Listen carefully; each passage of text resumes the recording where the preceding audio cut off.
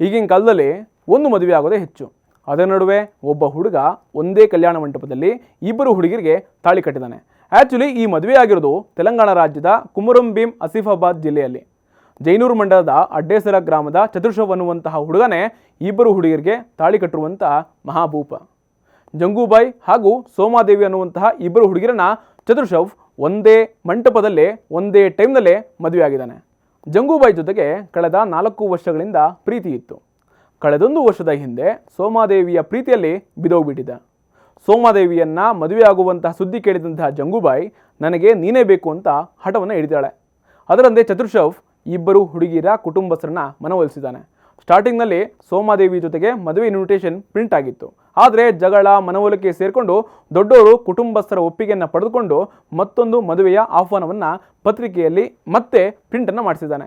ಇಬ್ಬರು ಹೆಂಡತಿರನ್ನ ಯಾವುದೇ ಲೋಪ ಇಲ್ಲದಂತೆ ನೋಡ್ಕೊಳ್ತೀನಿ ಅಂತ ಚತುರ್ಶವ್ ಬರೆದುಕೊಟ್ಟು ಭರವಸೆ ಕೊಟ್ಟಿದ್ದಾನಂತೆ.